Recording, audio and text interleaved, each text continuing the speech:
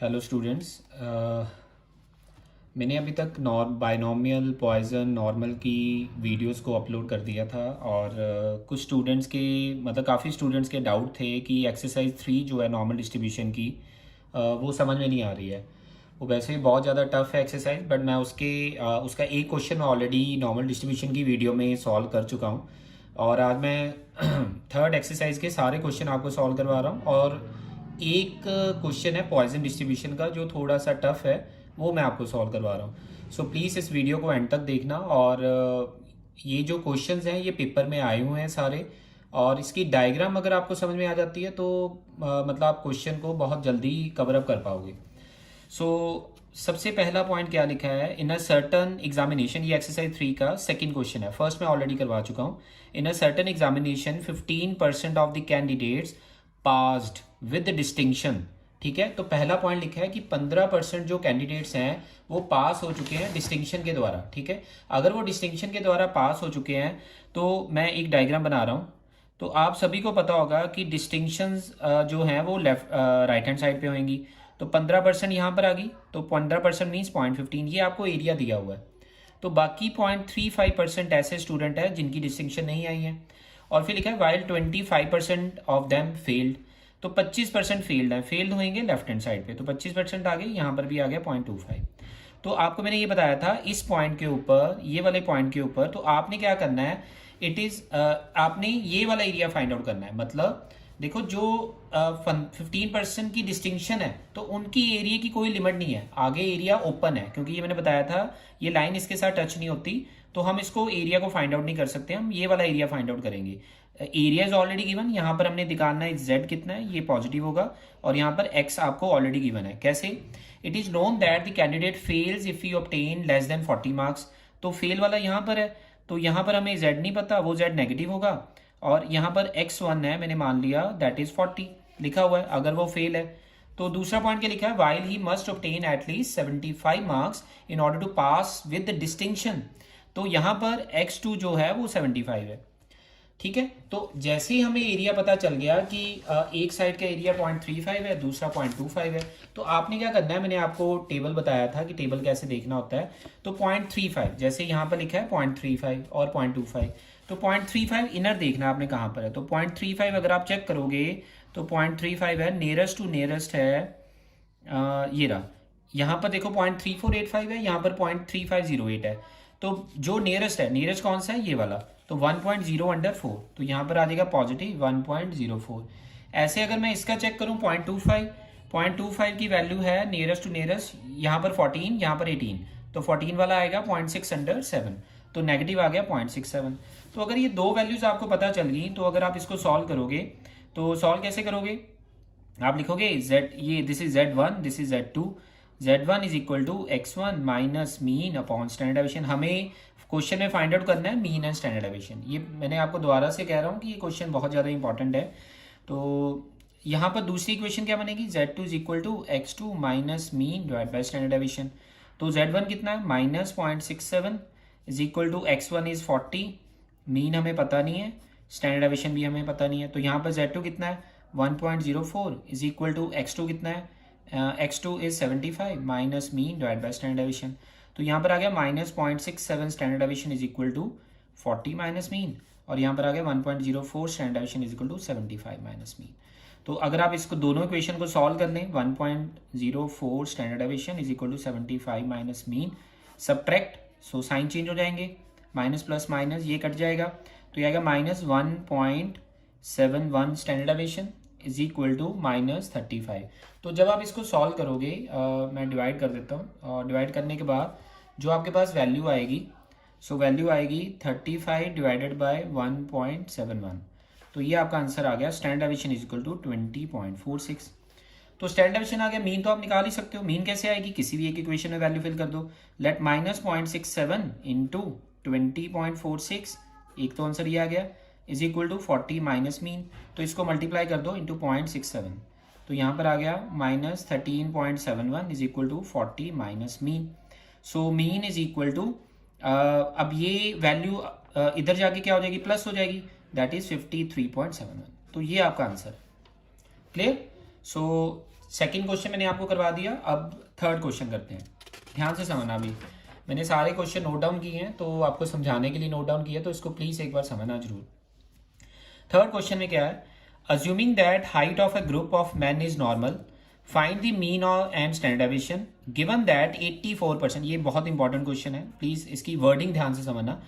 84%, मैं इसको दो पार्ट्स में करवाऊंगा इसकी डायग्राम, फिर उसको क्लब करेंगे, ठीक है, सो दैट आपको क्लियर हो जाए। Given that 84% of the men have Heights less than 65.2%। अब लेस देन है, अब देखो पहले मैं इतना करवाता हूँ कि 84% की जो हाइट है वो लेस देन 65.2 इंचेस है।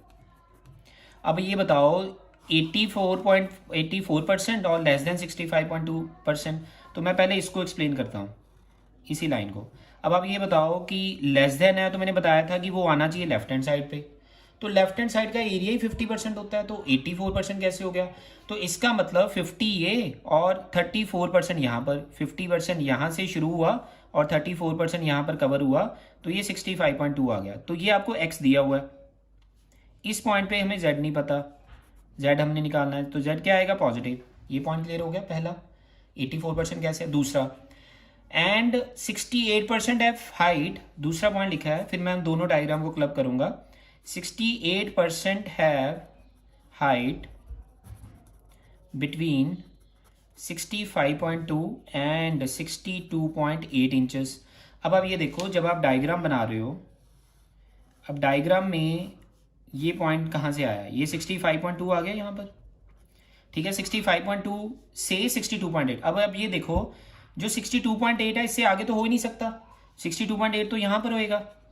तो हमें ये पता है 65.2 का एरिया कितना है, यहाँ से मीन से एरिया कितना है? 34%, ये ऊपर हमने किया था, ठीक है। अब कितना है? 68, मतलब इससे यहाँ तक 68 है, 34 ये रहा, 34 ये रहा। क्लियर हो गया पॉइंट? तो इसका मतलब ये 50 में से 34% एरिया 62 वाला है, तो बाकी कितना बचा? 16%। तो यहाँ पर भी क्या बता? 16%। तो ये आपका कंबाइंड डायग्राम है। पॉइंट क्लियर हुआ? This is very important. तो यहाँ पर ये आ गया x1 और ये आ गया x2, और यहाँ पर हमने z की वैल्यू निकालनी है, z1 आ जाएगा पॉजिटिव और यहाँ पर आएगा z2 नेगेटिव। तो दोनों तरफ 0.34 है, तो 0.34 का अगर आप एरिया चेक करोगे, 0.34 नियरेस्ट टू नियरेस्ट कहाँ पर आ रहा है आप चेक करना। 0.34 यहाँ पर 11 को ऐड करना पड़ेगा और यहाँ पर 13 को लेस करना पड़ेगा, तो बेटर क्या है? 0.9/9, ठीक है। तो मैंने लिख दिया -0.99 प्लस 0.99।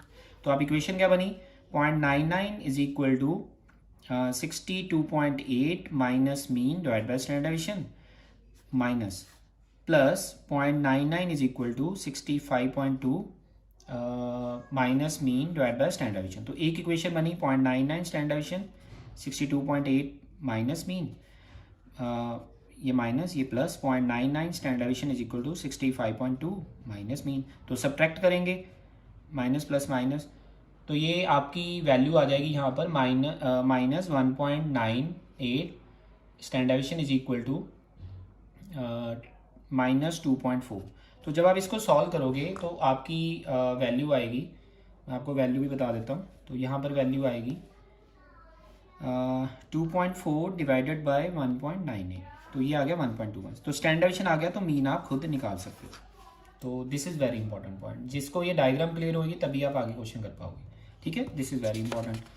नाउ क्वेश्चन नंबर 4 को भी ध्यान से समझना। 4 में भी सेम ही है, स्टेटमेंट सारी सेम है। In a certain examination the percentage of pass and distinctions were, pass की भी पता है, डिस्टिंक्शन की भी पता है, 46 एंड 9, ठीक है, परसेंटेज पता है। तो पास किस side? Distinction is always greater than pass, ठीक है। तो डिस्टिंक्शन किस साइड पे होंगी? राइट साइड पे। पास किस साइड पे होगा? लेफ्ट साइड पे, क्योंकि एवरेज मार्क्स से कम है पासिंग मार्क्स।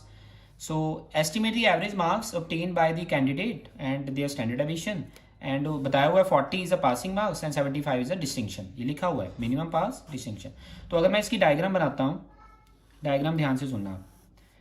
तो पहले बताओ पासिंग, पास इस तरफ होंगे कि 46% है पासिंग, इसका मतलब 4% पास से ऊपर वाले हैं, एवरेज मार्क्स तक पहुंच जाएंगे। 9% क्या है? डिस्टिंक्शन, 9% डिस्टिंक्शन है, तो 41% ऐसे स्टूडेंट जिनकी डिस्टिंक्शन नहीं है। तो इस पॉइंट पे हमें x1 पता है दैट इज़ 40 और इस पॉइंट पे x2 पता है 75, मतलब ये वाला एरिया पूछा गया इन बिटवीन। तो 4% यहाँ पर Z1 आएगा नेगेटिव, यहाँ पर Z2 आएगा पॉजिटिव। तो 4% की अगर आप वैल्यू टेबल देखोगे कि 4% मीन्स 0.04, तो 0.04 है नियरेस्ट टू नियरेस्ट ये वाला, तो दैट इज -0.1, दिस इज -0.1 आ जाएगा और ये पॉजिटिव है तो ये आ जाएगा 1.40, मतलब 0.41 है ना, तो 0.41 नियरेस्ट टू नियरेस्ट है ये रहा, ठीक है, आप चेक कर सकते हो 0.41, 1.4 ये आ जाएगा 41, सॉरी 0.41 नियरेस्ट टू नियरेस्ट है 0.399, 0.41 ये रहा 1.3 अंडर 4, ठीक है, तो 1.3 अंडर 4 यहाँ पर आएगा 1.3 अंडर 4, तो ये आपका वैल्यू आ गई। अब सॉल्व कर लो तो क्या आएगा, Z1 is equal to x1 minus mean divide by standard deviation, Z2 is equal to x2 minus mean divide by standard deviation. अब Z1 कितना है, दैट इज माइनस, ये लिखा हुआ मैंने माइनस, ये पॉजिटिव है, -0.1 is equal to x1 is 40 minus mean divide by standard deviation पता नहीं है, so Z2 is 1.34 is equal to x2 is 75 minus mean divide by standard deviation. तो मल्टीप्लाई करोगे -1 standard deviation is equal to 40 minus mean, 1.34 standard deviation is equal to 75 minus mean.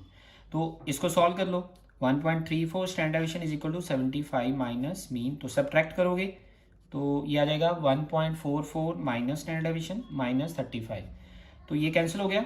तो standard deviation की जो आपकी value आएगी अगर आप solve करोगे, ये मेरे ख्याल से बुक में आंसर गलत है, अब इसको चेंज कर लेना, 35 थोड़ा पॉइंट्स में डिफरेंस आ रहा है 1.44, तो ये आ गया 24.31, तो मीन की वैल्यू आपकी आ जाएगी। तो ये भी क्वेश्चन क्लियर है, पास एंड डिस्टिंक्शन वाला, ठीक है। फोर्थ क्वेश्चन टफ नहीं है, आपको ये डायग्राम बनानी आनी चाहिए, अगर डायग्राम आ गया तो क्वेश्चन हो जाएगा। अब फिफ्थ करवा रहा हूँ, फिफ्थ में भी सेम है, फिफ्थ भी ध्यान से सुनना। फिफ्थ में क्या लिखा हुआ है, in a certain examination 20% of the candidates scored 60 और मोर मार्क्स एंड 30% स्कोर्ड 40 और लेस मार्क्स, ठीक है। अब लिखा हुआ है 20% कैंडिडेट स्कोर 60 और मोर मार्क्स वाले उधर चले जाएंगे, 30% स्कोर 40 और less marks, find the mean and standard deviation. अब देखो अगर मैं डायग्राम बनाऊं, अब आप चेक करो 20% स्कोर तो यहाँ पर आएंगे 20%, 30% यहाँ पर आ जाएंगे, 50% एरिया होता है, एंड 30% स्कोर 40 और लेस, तो 30% यहाँ पर आ जाएंगे एंड 20% यहाँ पर आ जाएंगे। इसका मतलब इस पॉइंट पे मुझे Z1 निकालना है जो पॉजिटिव होगा, बट x1 गिवन है, x1 इज इक्वल टू 60 है, यहाँ पर Z2 निकालना है जो नेगेटिव होगा, और x2 मुझे गिवन है दैट इज 40, ठीक है। तो ऐसे ही पॉइंट थ्री की वैल्यू, मतलब 0.3 नियरेस्ट टू नियरेस्ट कहाँ पर है, 0.3 मतलब 0.2997 के नियर अबाउट 0.2966 है, तो यहाँ पर जो 0.3 है वो आ रहा है 0.8 अंडर 5, ठीक है, तो यहाँ पर आ गया 0.85, और ऐसे ही 0.2 की वैल्यू देखोगे वो आ रहा है 0.2 ये रहा, ठीक है, 0.5 अंडर 2 माइनस 0.52, तो ये वैल्यूज आ गई। अब इसको सॉल्व कर लो, so that Z2 is equal to x2 minus mean by standard deviation, Z1 is equal to x1 minus mean by standard deviation. तो Z2 कितना है -0.52, x2 कितना है 40 minus mean by standard deviation, और Z1 कितना है 0.85 is equal to x1 is 60 minus mean by standard deviation. तो इसको सॉल्व करोगे -0.52 standard deviation is equal to 40 minus mean, और -0.85 standard deviation is equal to plus 60 minus mean. तो subtract करोगे वही सेम, तो ये आ जाएगा -1.37 standard deviation is equal to -20, cancel हो गया, स्टैंडर्ड डेविएशन की वैल्यू आ जाएगी।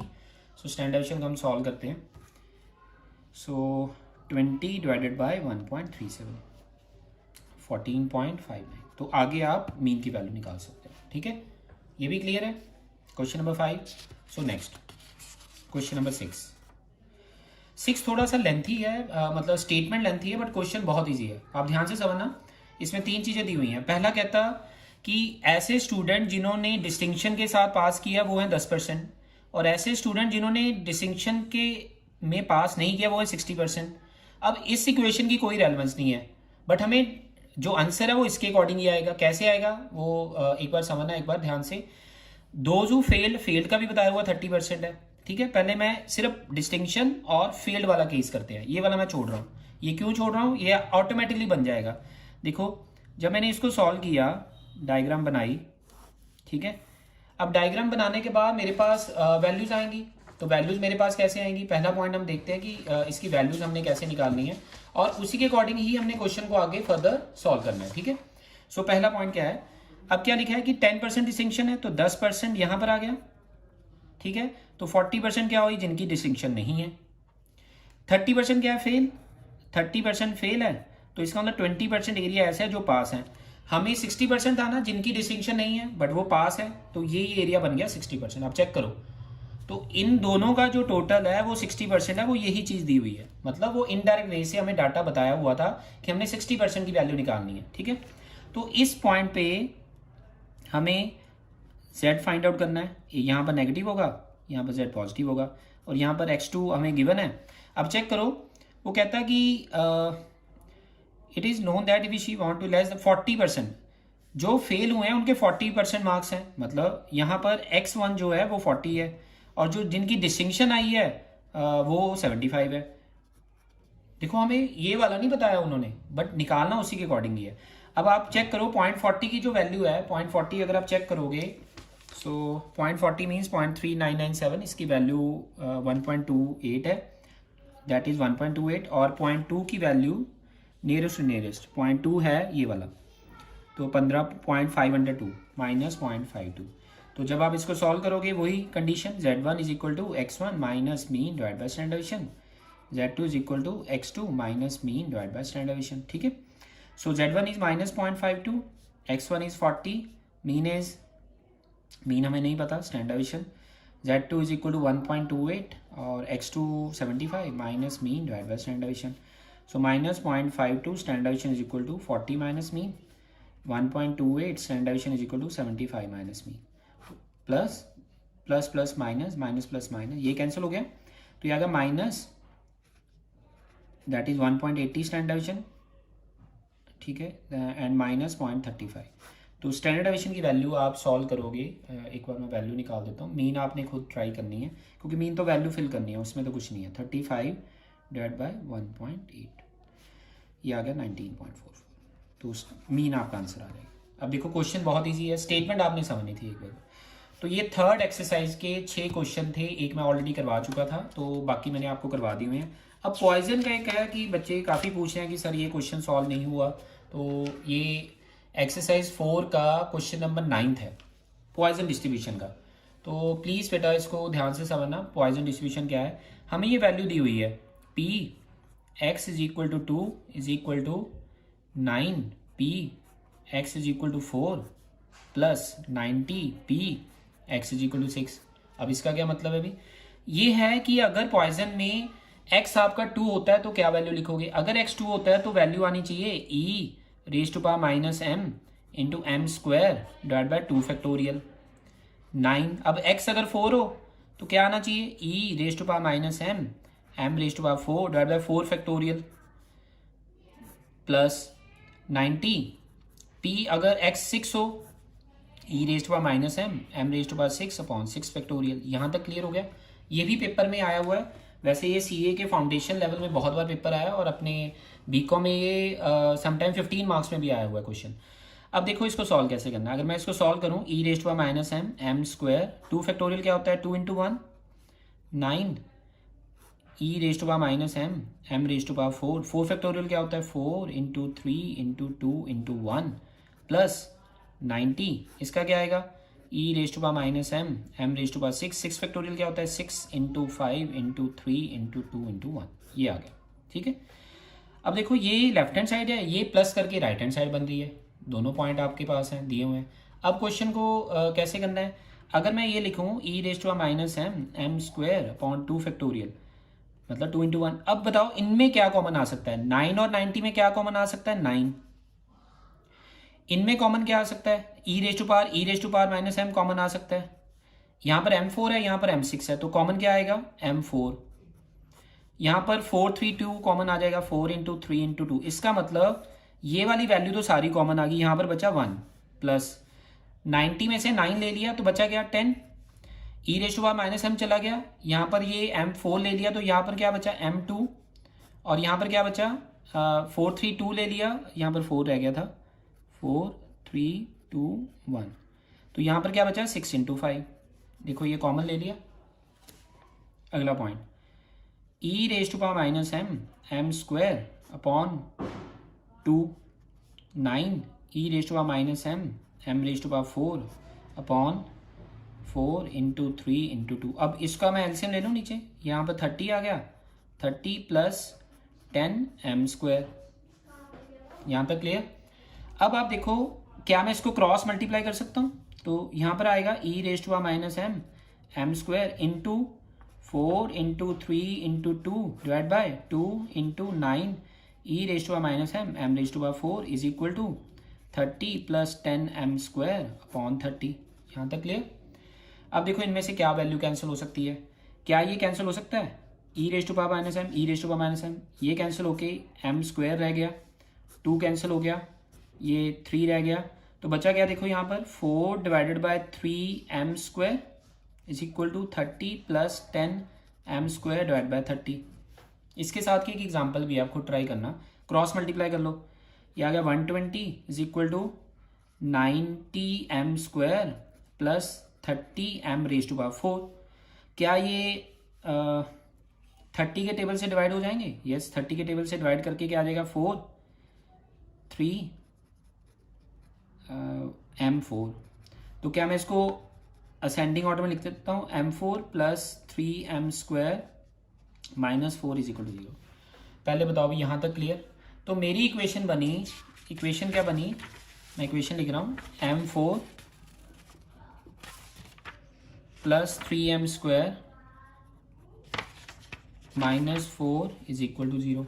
अब आपने 10th में इसके फैक्टर बनाने सीखे थे कि फैक्टर कैसे बनेंगे, तो यहाँ पर 1 होता है, 1 को माइनस के साथ 4 के साथ मल्टीप्लाई किया -4, इसके फैक्टर ऐसे बनाओ कि मल्टीप्लाई करके ये आए और एडिशन करके ये आ जाए, तो बनता है 4 पॉजिटिव -1, मल्टीप्लाई करोगे -4 आएगा, प्लस करोगे 3 आ जाएगा। तो मैं यहाँ पर सब्स्टिट्यूट कर रहा हूँ m4 plus 4m square minus m square minus 4 is equal to 0। अब इनमें से कॉमन क्या आ सकता है, और इनमें से कॉमन आ सकता है m square, so m square plus 4, यहाँ पर कॉमन आ गया 1 m square plus 4 is equal to 0। क्या मैं इसको ऐसे भी लिख सकता हूँ m square minus 1 m square plus 4 is equal to 0, ये भी इसके इक्वल आ गया और ये भी इसके इक्वल आ गया। देखो दो चीजें आ गई। अब क्वेश्चन में पूछा क्या था, क्वेश्चन में पूछा था कि मीन निकालो और वेरिएंस निकालो।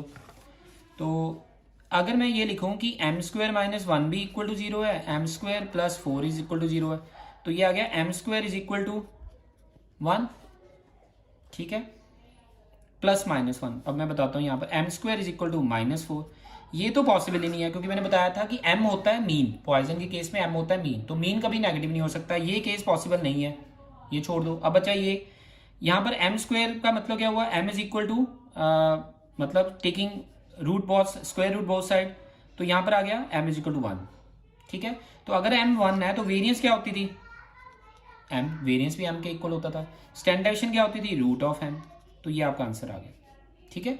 So this is very important और इसकी आपने प्रैक्टिस करनी है। Thank you very much for listening and watching my videos, thank you.